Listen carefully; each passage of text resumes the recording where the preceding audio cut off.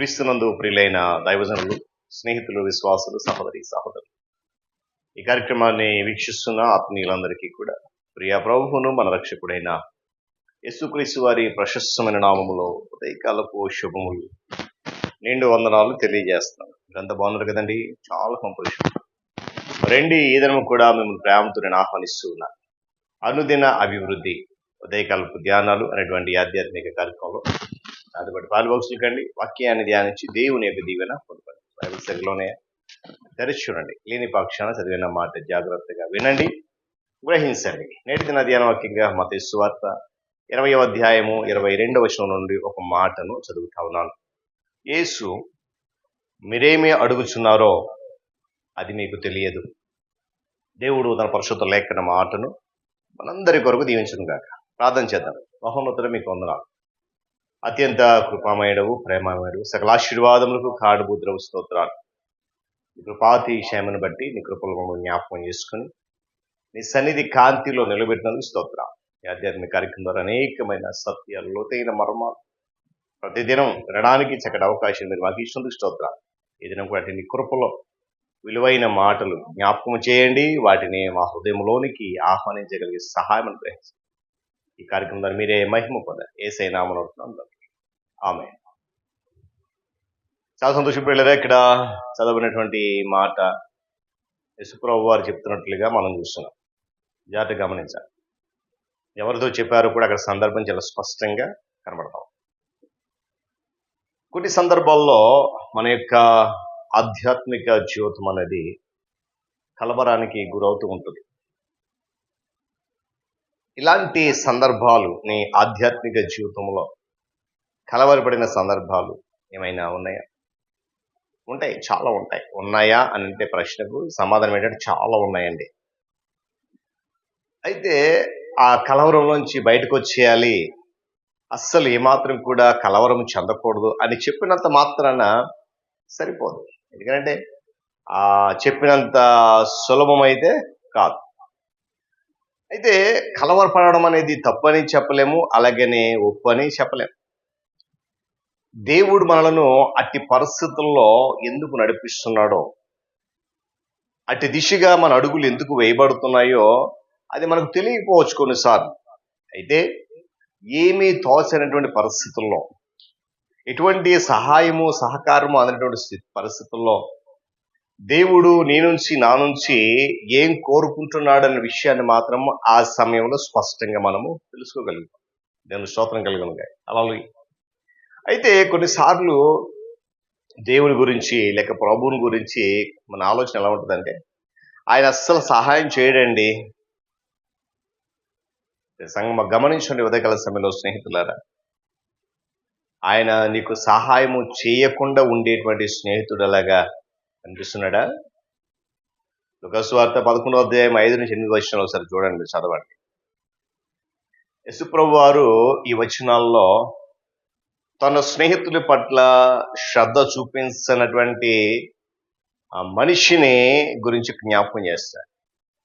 తన స్నేహితుల పట్ల ఏమాత్రం కూడా బాధ్యత లేనటువంటి మనిషిని గురించి అక్కడ మాట్లాడుతూ ఉన్నాడు.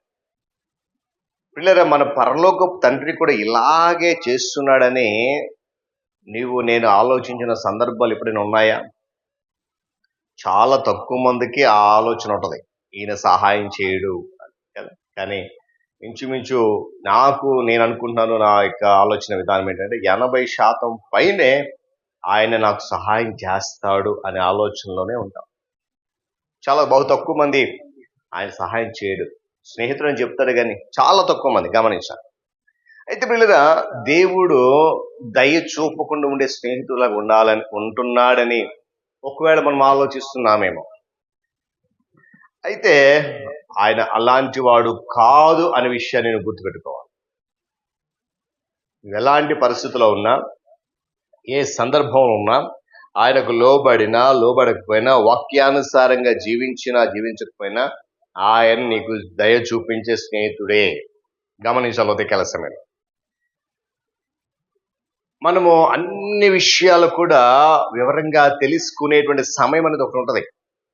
ఏమండి, దేవునికి మనకు మధ్య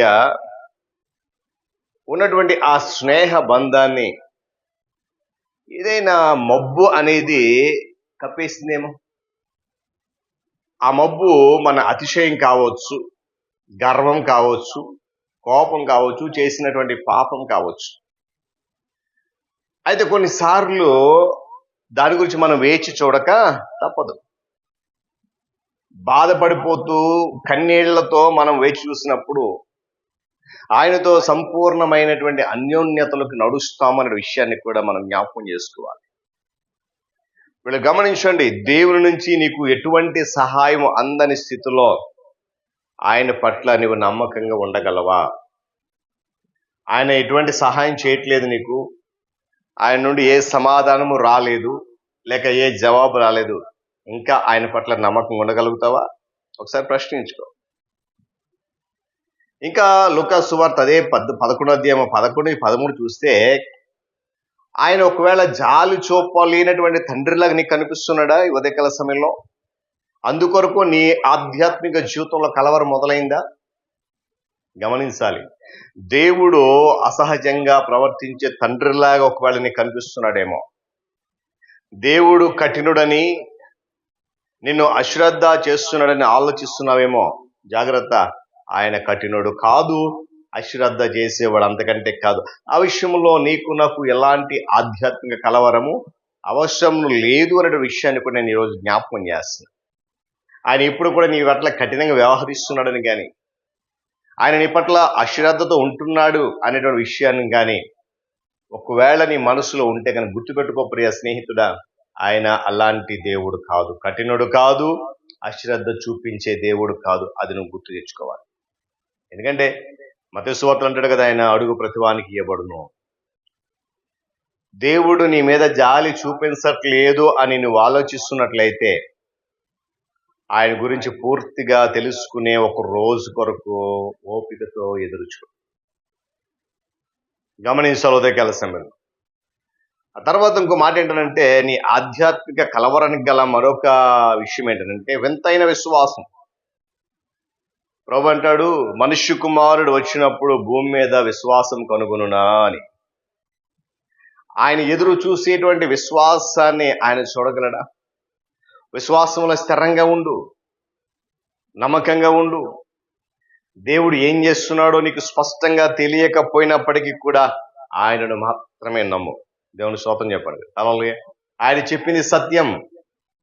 ఏమండి, దేవుడు చేయబోయేటువంటి పనుల గురించి ఆలోచించినప్పుడు ఇప్పుడు నీవు దేవుణ్ణి అడుగుతున్నావని చాలా అల్పమైన విషయాలని, ఏ ప్రాముఖ్యత లేని విషయాలని చెప్పి నీ మటుకు నువ్వే తెలుసుకో.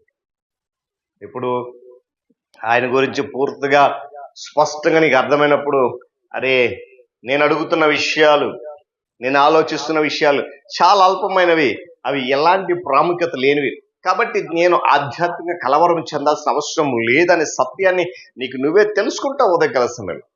కాబట్టి ఇప్పుడు దేవుని బిడ్డ గమనించాను, ఉదయకాల సమయంలో నీ ఆధ్యాత్మిక జీవితంలో కలవరానికి గలటువంటి మొట్టమొదటి విషయము, ఆయన సహాయము చేయని స్నేహితుల్లా కనిపిస్తున్నాడేమో, జాలి చూపని తండ్రిలా కనిపిస్తున్నాడేమో, వింతైన విశ్వాసం నీలో ఉంది. మందికి నీ ఆధ్యాత్మిక జీవితంలో కలవరం మొదలైంది. ఆ కలవరం తొలగించడానికి ప్రభు దగ్గరికి రా. ఆయన వైపు చూడు, ఆయన చేసిన త్యాగాన్ని చూడు, ఆయన నీకు ఇచ్చినటువంటి లేఖనాన్ని పరిశీలించి వాక్యానుసారంగా జీవించు.